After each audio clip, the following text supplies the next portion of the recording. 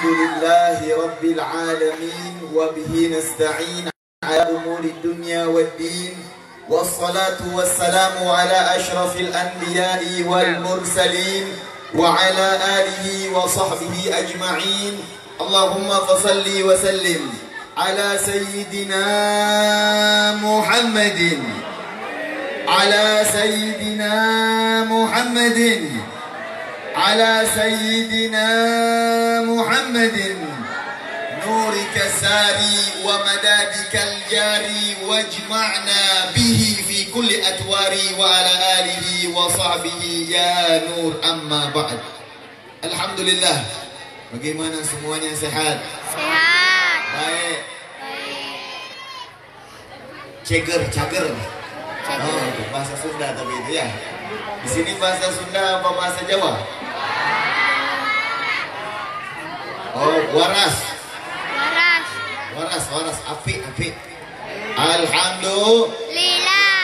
Yang sehat malam hari ini secara zahir Allah sehatkan jasmani dan rohaninya. Amin. Allah sehatkan batinnya. Allah sehatkan kantongnya. Amin ya Rabbal. Amin ya Rabbal. Kantong itu apa maksudnya? Kantong di dalam baju saya, bukan. Kantong yang saya maksud adalah hati. Kantong yang saya maksud adalah hati. Karena di dalam hadis dikatakan oleh Nabi besar Muhammad sallallahu alaihi wasallam, sesungguhnya Allah di muka bumi ini punya wadah untuk Allah curahkan rahmatnya, untuk Allah curahkan pemberiannya, nafahatnya, madadnya, penglihatannya, seluruh kebaikan Allah letakkan dalam wadah itu. Apa wadah itu? Wadah itu adalah hati manusia. Wadah itu adalah hati setiap manusia.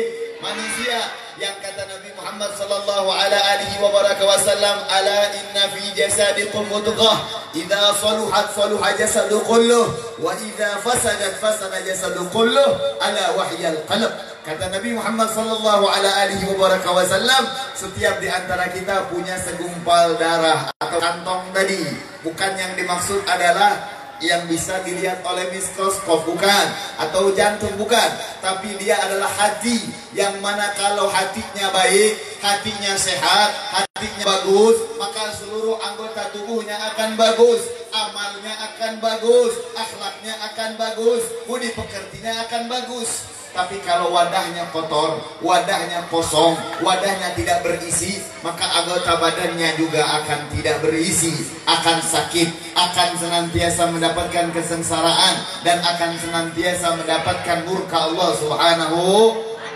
Tapi malam hari ini hati kita semuanya penuh. Malam hari ini kantong kita semuanya penuh. Dengan apa? Dengan cinta kepada baginda Nabi besar Muhammad sallallahu alaihi wasallam. Mudah-mudahan kantong yang penuh tadi tidak bocor lagi. Amin. Kantong yang penuh tadi tidak meluber lagi. Amin. Bahkan senantiasa istiqomah. Hati kita selalu mengidolakan dan selalu mendamba-dambakan baginda Nabi besar Muhammad sallallahu alaihi wasallam. Amin ya Rabbal. Majlis yang dimuliakan oleh Allah Subhanahu wa taala ini bisa jadi berkah, bisa jadi mulia, bisa jadi turun rahmat. Sebab apa? Sebab banyaknya para sepuh-sepuh yang hadir, banyaknya orang tua kita yang hadir. Karena Nabi bersabda, tidaklah seseorang yang rambutnya sudah mulai keputihan karena uban, baik rambut kepala atau jenggotnya, melainkan mereka kalau mengangkat tangan, Allah malu kalau tidak mengabulkan doa mereka. Malam hari ini banyak yang sudah rambutnya mulai keputihan, rambutnya rambut saya nggak putih merah, itu kan diwarnain, aslinya mah ada uban. Jadi jangan malu atau ngerasa kayak tua banget ada uban, enggak, di situ ada rahmatnya Allah Subhanahu. Berapa banyak yang hadir malam hari ini dari orang tua kita. Mudah-mudahan orang-orang tua kita yang hadir pada malam hari ini mudah-mudahan dijaga oleh Allah, diberikan panjang umur oleh Allah, diberikan oleh Allah Subhanahu wa taala sehat zahir dan batin. dan Allah berikan orang tua kita malam hari ini keturunan berupa anak, cucu, cicit, bahkan kalau ada murid-muridnya menjadi penyejuk mata bagi orang tua kita dan bagi baginda Nabi besar Muhammad sallallahu ala alihi wa baraka wasallam. Amin ya rabbal. Juga kita muliakan, kita hormati para habaib, para kiai, para ajengan, para tokoh masyarakat yang tidak bisa disebutkan namanya satu persatu, namun insya Allah kehadiran kalian semua tidak akan pernah sia-sia di hadapan Allah Subhanahu wa Ta'ala, dan insya Allah pulang dalam keadaan tidak tangan kosong, melainkan pulang membawa cinta, membawa mahabbah, membawa inayah. Bahkan mudah-mudahan semua yang hadir tanpa terkecuali, kecil maupun besar, laki ataupun perempuan, pulang semuanya dari tempat ini insya Allah dapat titel meninggal husnul khatimah, meninggal husnul khatimah, meninggal husnul khatimah. Ya Allah biha, ya Allah biha, ya Allah bi husnul khatimah. Amin ya rabbal. Dan di dalam mukaddimah saya terakhir ingin mengucapkan ribuan terima kasih, ribuan rasa syukur saya kepada segenap para panitia yang menyelenggarakan acara yang penuh mulia ini. Sebab kalau bukan karena para panitia, ini acara tidak akan terselenggarakan. Karena berkat mereka lah kita malam hari ini bisa duduk kumpul, telinga kita bisa dimuliakan mendengar nama Allah, mendengar nama Rasulullah, mendengar nama orang-orang soleh. Itu semua bisa terjadi berkat para panitia. Yang saya dengar para panitia dari semalam udah sibuk masang balon-balon, masang apalagi namanya tenda-tenda semuanya. Yang saya akan kasih tahu kepada para panitia, jangan kalian merasa sedih atau merasa tidak diperhatikan. Justru kalian adalah orang yang paling diperhatikan oleh Allah Subhanahu wa Ta'ala. Sebab dikatakan di dalam pendapat para ulama mengatakan man khadam gadam, man khadam gadam.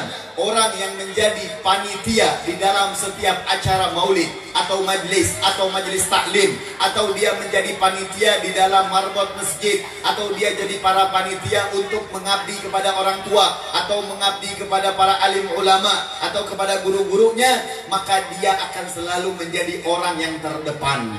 Apa maksudnya terdepan, Habib? Terdepan mendapatkan pahala daripada Allah. Sebelum kita yang hadir semuanya dapat pahala, mereka dulu dapat pahala dari Allah. Walaupun merekanya lagi di dapur masukin nasi ke dalam besek, walaupun merekanya lagi kerja, mereka nggak ikut duduk, tapi mereka lebih dahulu dapat pahala daripada Allah Subhanahu wa Ta'ala. Dan Nabi Muhammad SAW akan lebih dulu kenal sama mereka. Kenapa tidak? Karena Nabi bersabda di dalam hadisnya, "Uridat alayya a'malukum," telah disodorkan kepadaku, kata Nabi Muhammad, setiap hari Kamis semua amal-amal kalian. Semua amal-amal kita disodorkan oleh malaikat Allah Subhanahu wa Ta'ala, hatta al-qudhatu fil masjid. Walaupun amalan itu hanya membersihkan kotoran mata yang ada dalam masjid, disodorkan sama Nabi Muhammad. Ya Rasulullah, fulan bin fulan hari ini sudah membersihkan kotoran dalam masjid. Rasulullah kalau melihat amal umatnya baik, beliau bersyukur kepada Allah. Hamidullah, aku bersyukur sama Allah. Tapi kalau dilihat amalnya banyak dosanya, banyak kekurangannya, Nabi Muhammad sedih, Nabi Muhammad tidak enak hati, dan beliau beristighfar kepada Allah Subhanahu. Kalau kotoran membersihkan kotoran masjid dalam masjid saja disodorkan sama Nabi, bagaimana kebaikan ngebentangin kursi buat para hadirin yang membaca maulid Nabi? Bagaimana kebaikan membentang karpet untuk duduknya orang-orang yang hadir dalam maulid Nabi? Bagaimana kebaikan orang-orang yang saat ini memeriahkan majlis ini dengan warna-warni, dan itu nggak bakal disodorkan sama Nabi? Jelas bakal disodorkan kepada baginda Nabi besar Muhammad sallallahu alaihi wasallam. Bahkan saking pentingnya jadi panitia, Nabi suatu hari pernah marah. Beliau angkat suaranya di hadapan para sahabat. Beliau berkata, "Wahai sahabatku, di mana gerangan ibu-ibu yang biasa bersihin depan Masjid Nawawi?" Sahabat semuanya nundukin kepala. Mereka bilang, "Ya Rasulullah, semalam itu ibu-ibu meninggal. Itu ibu-ibu meninggal, kami takut membangunkan engkau, maka kami segera kuburkan." Marah Rasulullah SAW. "Kenapa saya nggak dibangunkan? Kenapa saya tidak diberitahu? Tunjukkan di mana kuburannya." Ditunjukkan kuburan ibu-ibu tadi. Nabi Muhammad mendoakan yang sampai para sahabat mengatakan, "Saya berharap saya yang ada dalam kuburan tadi." Saking hebatnya doanya baginda Nabi besar Muhammad sallallahu alaihi wabarakatuh. Padahal ibu-ibu itu kerjanya nggak capek, karena Masjid Nabawi dulu bukan lantai. Masjid Nabawi dulu bukan keramik, bukan marmer, masih pasir. Kalaupun ada kotoran hanya sisa-sisa pelepah kurma, diambilin sedikit-sedikit selesai. Amalnya ringan, tapi karena amal yang dikerjakan karena cinta kepada Allah dan Rasulnya diagungkan oleh baginda Nabi besar Muhammad sallallahu alaihi wa baraka. Jadi kira-kira jadi panitia enak apa enggak? Beruntung atau tidak? Mau jadi panitia? Mau jadi panitia? Gimana cara Habib jadi panitia? Nanti pulang jangan ninggalin sampah. Setiap yang tadi habis minum, ambil sampahnya masing-masing, buang pada tempatnya. Itu pun jadi bagian panitia. Itu pun jadi bagian orang-orang yang mengabdi kepada acara maulid baginda Nabi besar Muhammad. Artinya apa? Acara maulid ini nggak bid'ah. Acara maulid itu ngajarin kerja bakti, ngajarin kebersihan, ngajarin sosialisasi, ngajarin kita untuk saling tolong menolong di dalam menjalankan kebersihan dan menjalankan kebaikan untuk mendapatkan ridha Allah dan ridha-Nya baginda Nabi besar Muhammad sallallahu alaihi wa baraka. Jadi enak jadi panitia itu. Jadi makanya saya dulu lagi belajar ketika banyak acara maulid di pondok, saya nggak pengen jadi panitia nyambut tamu atau enggak. Saya pengen cuma jadi panitia yang nuangin cucian tangan kepada para alim ulama. Kita khidmah saja. Kita biarpun tidak pun tapi pengen pahala yang besar daripada Allah Subhanahu wa taala. Karena itu pekerjaan nggak mau diambil oleh banyak orang kadang. Orang pengennya kalau jadi panitia yang enak, nerima besek ya, bagiin besek atau nerima kotak amal atau nyambut tamu atau apalagi cari daftar tamu dan lain sebagainya. Apalagi ada sebagian panitia yang sedikit maaf nakal, yang gelis-gelis, yang cantik-cantik. Itu nggak boleh, jangan ya, itu ngurangin pahala, jangan. Kita di dalam acara maulid Nabi Sallallahu Alaihi Wasallam harus membersihkan hati kita sebelum membersihkan tempat maulid baginda Nabi besar Muhammad Sallallahu Alaihi Wasallam. Maka mudah-mudahan insya Allah panitia di sini saya yakin insya Allah semuanya yang jadi panitia, baik ketuanya atau DKM masjidnya atau bahkan panitia yang hanya menuangkan minuman kepada para hadirin, insya Allah semua para panitia dikabul hajatnya oleh Allah, dijaga oleh Allah kesehatannya. Bahkan kita memohon kepada Allah, Allah berfirman dalam Al-Quran, فَمَنْ يَأْمَلْ مِثْقَالَ ذَرَّةٍ خَيْرًا يَرَهُ. Barang siapa yang melakukan kebaikan sebesar biji atom akan dia dapatkan nanti kebaikannya di dalam akhirat Allah. Maka ya Allah, kebaikan para panitia malam hari ini bukan hanya sebesar atau sekecil biji atom, tapi lebih besar, lebih besar, lebih besar. Apalagi mereka mengerjakan ini semua karena cintanya kepada baginda Nabi besar Muhammad Sallallahu Alaihi Wasallam. Maka balaslah kebaikan para panitia di dunia sebelum di akhirat. Amin ya Rabbal. Ma'asyiral hadirin wal hadirat yang dimuliakan oleh Allah Subhanahu wa taala. Malam hari ini kita berkumpul, duduk sama-sama untuk apa? Apakah untuk kita nyanyi-nyanyi dangdut? Bukan. Apakah untuk kita kemudian menggunjing? Bukan. Apakah untuk kita senantiasa ngobrolin tentang duniawiyah? Bukan. Tapi kita duduk tidak lain dan tidak bukan hanya ingin mendengar cerita Nabi Muhammad. Hanya ingin kita lebih tahu tentang sosok baginda Nabi besar Muhammad Sallallahu Alaihi Wasallam. Maka ketahuilah dan ambil kabar gembira daripada Nabi Muhammad Sallallahu Alaihi Wasallam yang beliau mengatakan, man farihna bina farihna buh. Barang siapa yang senang dengan kami, maka kami pun akan senang menyambut dia kelak di alam akhiratnya Allah Subhanahu wa taala. Kalau kita mau duduk lama-lama di sini atau sejam 2 jam hanya bertahan pengen dengar cerita Nabi Muhammad, maka Nabi Muhammad akan membalas setiap kebaikan para umat-umatnya kepada baginda Nabi besar Muhammad. Bagaimana tidak? Nabi Muhammad adalah orang yang paling balas budi kepada orang yang berbuat baik kepadanya. Saking beliau balas budinya, suatu hari Rasulullah bilang sama istrinya, wahai Aisyah, rapihkan rumah. Ini aku punya sorban, nanti kalau ada karpet biar sorban yang aku pakai bentangkan, akan ada tamu yang datang. Siapa wahai Rasulullah? Tunggu saja, ini tamu luar biasa, ini tamu hebat, ini tamu luar biasa. Siapa dia? Ternyata yang datangnya nenek-nenek.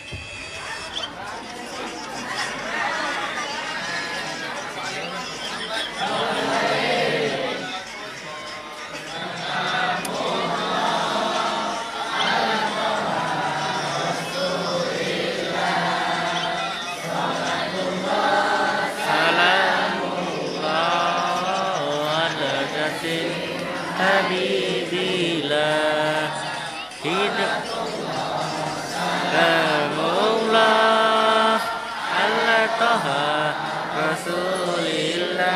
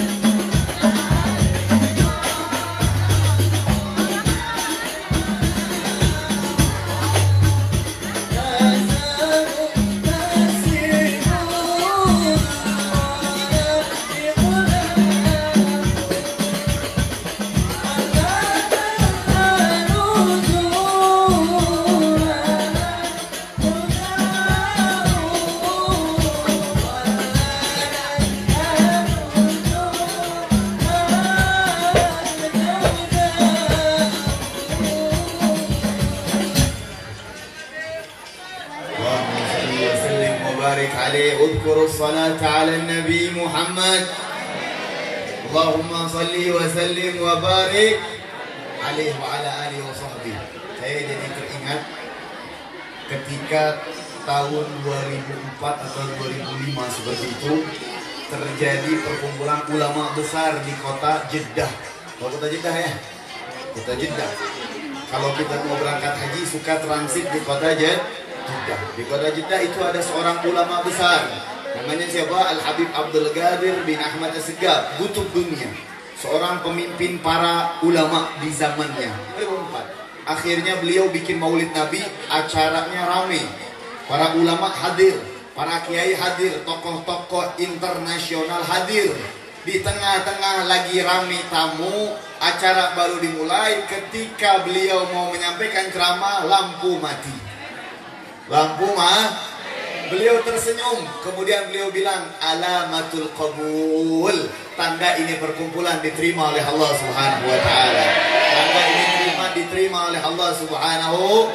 Kenapa? Kata beliau, pernah Nabi suatu malam berkumpul dengan para sahabat, diterangi lampu obor. Lagi Nabi SAW menyampaikan nasihatnya, menyampaikan ceramahnya, angin kencang datang, obornya mati. Tiba-tiba langsung sunyi, tapi itu semua keadaan gelap terperang dan tercahaya dengan wajah baginda Nabi besar Muhammad sallallahu alaihi wa baraka. Jadi mudah-mudahan ini alamat qabul. Mudah-mudahan hajat kita dikabul oleh Allah. Semua usaha para panitia diijabah dan dikabul oleh Allah Subhanahu wa taala, dan semua hajat-hajat kita juga dikabul oleh Allah Subhanahu wa taala. Amin ya rabbal. Dan kita doakan saudara-saudara kita semuslim yang di Yaman biar dikasih pembukaan atau pembebasan daripada apa yang saat ini mereka rasakan. Saya belajar di Yaman Bapak-bapak dan Ibu-ibu. Saya pulang 2018. Zaman saya belajar di sana, memang di pondok pesantrennya nggak ada perang-perangan. Perang itu terjadinya di Son'a. Son'a ke pondok saya jaraknya kayak dari Cirebon ke Palembang. Perangnya di Palembang, tapi efek perang-perangnya itu kita kena. Apa kenanya? Lampu itu sehari cuma 4 jam. 20 jamnya mati listrik. Jadi kita kayak ikan kering dijemur belajar di sana. Zaman 2016-an masih awal-awal peperangan, tapi sekarang alhamdulillah sudah ada yang ngedonasiin genset, sudah ada yang ngedonasiin, tahu genset ya? Genset itu pembangkit listrik juga. Alhamdulillah sekarang udah enak. Zaman kita belajar dulu, susah banget. Ya, lampu matinya luar biasa. Dan daerah saya belajar itu sampingnya laut, kayak di sini laut. Udah nggak ada listrik, udah nggak ada lampu. Malam hari kalau saya mau tidur, kalau teman-teman mau tidur, apa yang mereka lakukan? Ini sorban, tahu sorban ya? Itu kita basahin dulu. Udah basah bener-bener, kita pakai selimut. Kita pakai selimut baru bisa tidur. Durasi waktu 20 menit, 30 menit bangun lagi kepanasan. Ininya udah kering. Saya ngalamin 6 bulan belajar di sana kayak gitu. Cuacanya dan bagaimana dahsyatnya. Mudah-mudahan insya Allah semuanya dapat berkah. Mudah-mudahan semuanya dikabul hajatnya oleh Allah Subhanahu wa taala. Amin ya rabbal. Berbicara tentang Nabi Muhammad sallallahu alaihi wasallam adalah orang yang paling membalas kebaikan bagi siapapun yang berbuat baik sama beliau. Tadi saya katakan apa? Rasulullah nyuruh istrinya untuk mempersiapkan rumah, bersih-bersih rumah untuk senantiasa menyambut tamu. sampai Rasulullah membentangkan sorbannya untuk tamunya. Siapa tamunya? Setelah dinanti-nanti dikira tamunya itu dari kerajaan mana? Dari kerajaan Roma pada saat itu, apa kerajaan Kisro. Dikira para pembesar raja yang mau datang.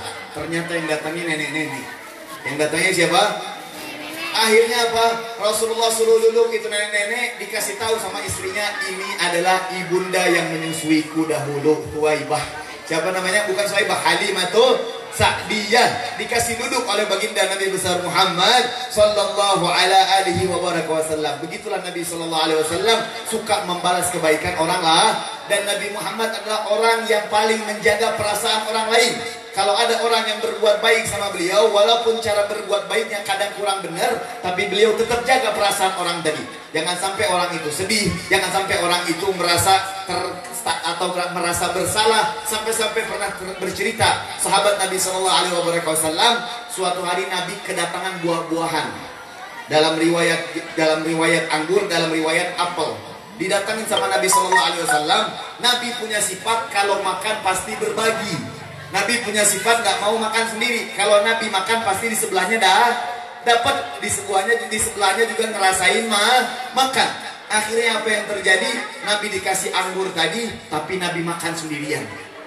Nabi gak bagi-bagi sama teman-teman di sebelahnya. Sahabat bingung. Ya Rasulullah, dalam hati sahabat, kok Rasulullah aneh hari ini? Kok ini Rasulullah makan di depan orangnya langsung dengan lahapnya, langsung dengan semangatnya dihabisin makanan tadi. Kami tidak kebagian. Padahal biasanya Rasulullah suka berbagi. Akhirnya orang yang ngasihnya senang, dia girang, dia bahagia, dia pulang. Nabi SAW kemudian tersenyum sama sahabat. Nabi bilang sama sahabat, kalian bertanya-tanya ya kenapa saya tidak bagi sama kalian. Iya ya Rasulullah, kenapa engkau tidak berbagi kepadaku? Kata Rasulullah, saya takut kalau kalian makan buah-buahan dari dia, kalian tidak bisa menjaga perasaannya. Maksudnya gimana ya Rasulullah? Itu tadi buah-buahan yang dia kasih semua rasanya kecut, semua rasanya masam. Saya makan sendiri karena jaga perasaan dia. Saya takut kalau kalian juga makan nanti wajah kalian tidak tahan dan dia sakit hati karena dia salah memberikan kebaikan kepada baginda Nabi besar Muhammad sallallahu alaihi wa baraka. Allahumma salli wa sallim wa barik. Masya Allah, akhlak baginda Nabi besar Muhammad sallallahu alaihi wasallam. Dan kalau kita berbicara tentang bagaimana indah wajah baginda Nabi Muhammad sallallahu alaihi wasallam, maka diriwayatkan wajah Nabi itu lebih indah daripada bulan purnama. Abi Hurairah radhiyallahu taala anhu wa ardah, suatu malam melihat ada malam bulan purnama. Indah. Di kota Arab kalau kita lihat bulan tuh benar-benar indah. Di Indonesia jarang melihat bulan indah. Kenapa? Sering mendung, sering tertutup, bintang aja nggak kelihatan. Tapi kalau di Arab, kalau di Jakarta misalkan lagi musimnya nggak mendung, tuh bintang betul-betul kelihatan tuh terang menderang. Dan Allah Subhanahu Wa Taala sudah berfirman di dalam Al-Quran, kata Allah, dan tatkala mata bintang-bintang mulai redup. Dan Allah bersumpah demi bintang-bintang yang sudah mulai redup. Kapan bintang-bintang redup? Bukan di malam, bukan di pagi hari. Pagi hari mah bukan bintang redup, memang hilang bintangnya. Ini di malam hari bintangnya redup. Kapan? Kalau ada lampu di bawahnya. Ini kita sekarang banyak lampu, bintang kelihatan nggak? Enggak. Artinya apa? Itu Al-Quran ingin mengabarkan tentang adanya listrik nanti di akhir zaman, kata para ulama ahli tafsir. Nah, kita kadang nggak bisa lihat bintang karena banyaknya lampu di jalan-jalan semua. Tapi di kota Arab nggak terang benderang, jadi jelas. Mereka bisa lihat itu jelas. Abi Hurairah, dia lihat bulan purnama jelas banget. Ya subhanallah, indahnya ciptaan Allah, indahnya makhluk Allah yang satu itu. Lihatnya nyaman, hati itu tentram banget. Kayak kita lagi ngelihat si dia, gitu kan? Kita lagi ngeliat dia, nikmat banget. Kalau belum kawin, guys kawin mah, wah, boro-boro udah kawin, ketemu lagi. Jangan ya, jangan. Nah itu tadi dilihat sama dia indah banget. Ketika Abu Hurairah melihat bulan yang begitu indah, tiba-tiba Rasulullah keluar dari rumahnya. Dia lihat Rasulullah, kemudian dia lihat lagi bulannya. Dia lihat Rasulullah, dia lihat lagi bulannya. Maka dia mengatakan, demi Allah, tidak ada yang lebih indah kecuali melainkan hanya wajah baginda Nabi besar Muhammad sallallahu alaihi wasallam. Bahkan para sahabat, saking bagaimana indahnya wajah Nabi Muhammad dan postur tubuh Nabi Muhammad, mereka kalau berjalan sama Nabi suka ngangkat kakinya. Kenapa ngangkat kakinya? Tak di nginjik kalau kata orang Sunda mah. Orang sini bilang apa? Saminya, nginjit kakinya. Kenapa? Mereka takut menginjak bayangan baginda Nabi Muhammad sallallahu alaihi wasallam.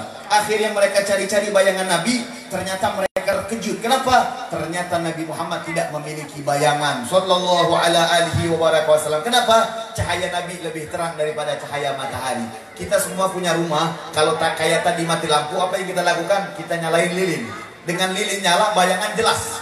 Ya kan, bayangan begitu tampak jelas. Kadang kita main-main dengan tangan kita saking jelasnya bayang. Tapi ketika lampu nyala, kelihatan nggak cahaya lilin tadi bayangannya? Kelihatan nggak? Berarti cahaya lampu jauh lebih terang daripada cahaya lilin. Nabi Muhammad nggak ditemukan bayangannya oleh para sahabat, dan mereka meyakini bahwasanya cahaya Nabi lebih terang daripada cahaya matahari sallallahu alaihi wasallam. Bahkan suatu malam Siti Aisyah radhiyallahu taala anha wa ardhah sedang jahit baju. Apa? Jahit baju. Ibu-ibu suka jahit baju? Ya, jahit baju Siti Aisyah. Sifatnya orang-orang terdahulu, baju itu menjahit sendiri mereka.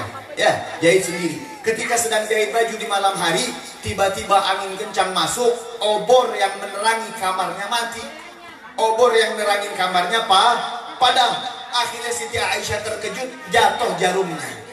Jatuh jarum. Apa yang Siti Aisyah lakukan? Dia lemparkan bajunya, dia langsung raba-raba. Kemana jarum tadi jatuh? Kenapa? Karena Siti Aisyah nggak mau nanti Rasulullah masuk keinjak jarumnya.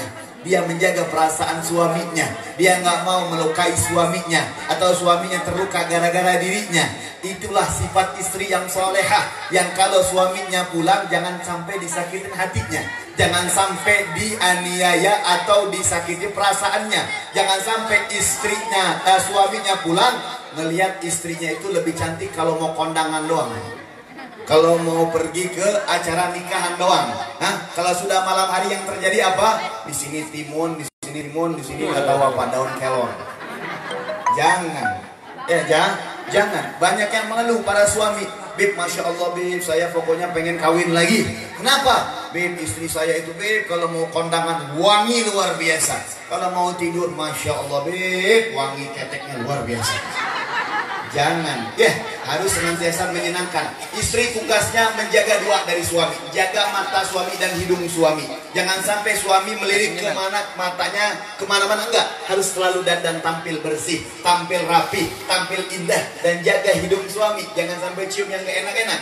Suami baru pulang kerja, nyium bau bawang, nyium bau masakan dan lain sebagainya. Tapi kalau ibu udah berusaha, suaminya tetap ngelirik sana ngelirik sini, colok matanya bu. Ini suaminya nggak tahu juga ini. Harusnya suami itu ketika ngeliat istrinya berusaha memberikan yang terbaik, suaminya harus lebih berusaha memberikan yang terbaik. Jangan banyak nuntut. Kamu minta nuntut sama istri bermacam-macam, tapi kita nggak pernah memberikan yang terbaik buat istri kita. Jangan. Ya, istri itu amanat Allah. Para suami harus tahu. Nabi Muhammad SAW bersabda, khairukum li ahli, fa ana khairukum li ahli.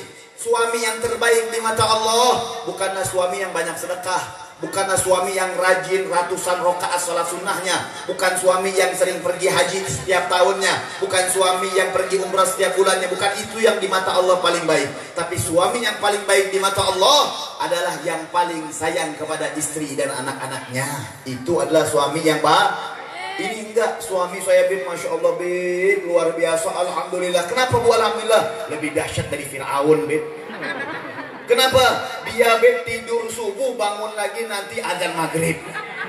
Fir'aun aja dia bangun pagi tuh, kerja, dia usaha. Masa kita umat muslim nggak mau jadi suami yang baik? Padahal dijelaskan dalam Al-Quran, وَجَعَلْنَا اللَّيْلَ لِبَاسًا وَجَعَلْنَا النَّهَارَ مَعَاشًا. Waktu malam itu untuk istirahat. Makanya bagi para pemuda yang baru nikah, kalau sudah jam 10 malam, handphonenya buang ke sampah, main game wae. Jangan. Sekarang banyak istri yang keluh, kenapa? Suaminya udah sibuk di luar lama-lama, nyampe di rumah bukan ngelayanin istrinya, main game. Ya Allah, jangan. Itu terjadi hari ini. Itu terjadi hari ini. Dia nggak sayang lagi sama istrinya. Jangan, istrinya tuh diajak ngobrol, dikasih perhatian, dan maafkanlah kalau istrimu melakukan kesalahan secara duniawi, ya maafkan. Kalau di dalam Al-Quran Allah mengajarkan, kalau ada yang mengucapkan salam kepadamu, kata Allah, maka jawablah salam dia dengan sebaik-baik jawaban. dengan sebaik-baik salam, kata Allah. Jadi kalau kita lagi jalan di kampung, apa nih namanya?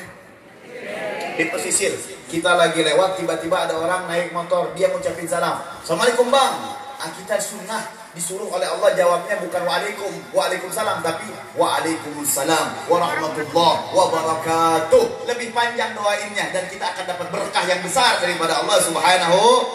Nah, kata ulama ahli tafsir, kalau saja orang muslim yang bukan satu darah, yang bukan satu nasab, yang bukan keluarga kita, dia mendoakan kita sekali, kita wajib membalas kebaikan yang lebih besar, lebih baik.